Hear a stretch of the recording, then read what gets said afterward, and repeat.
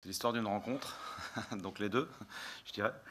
Donc en tout état de cause, on savait que l'identité de cette équipe était en train de se transformer. Quand on connaît Luis Enrique, un personnage qu'on ne présente plus, et sa capacité à, je dirais, à imposer à la fois une possession très haute sur le terrain avec des positions qui fixent notre défense, et d'y ajouter un contre-pressing extrêmement fort qui empêche les sorties de balles à la récupération.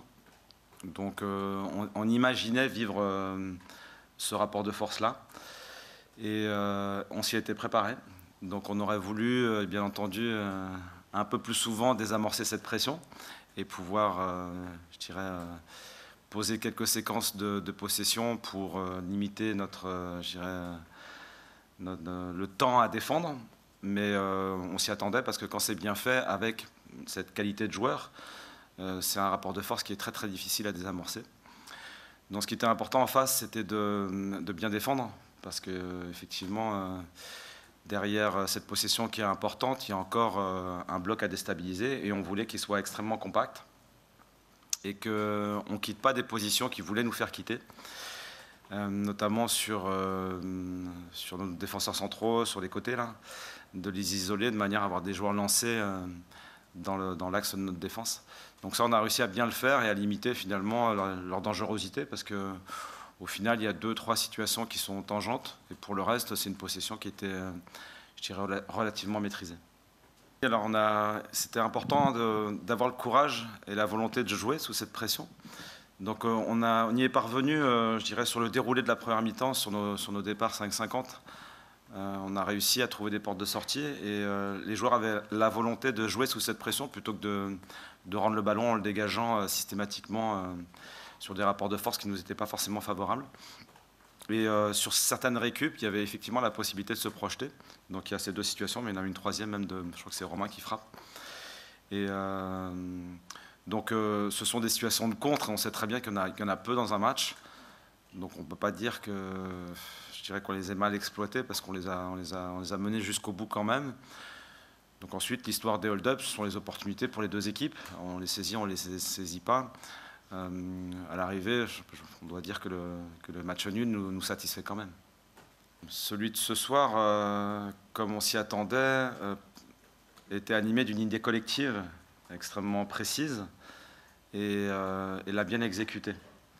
Du point de vue de cette possession, de cette capacité à limiter vraiment les espaces. C'est-à-dire qu'ils défendent, leur manière d'attaquer leur permet de défendre. Voilà ce qu'ils ont réussi à faire.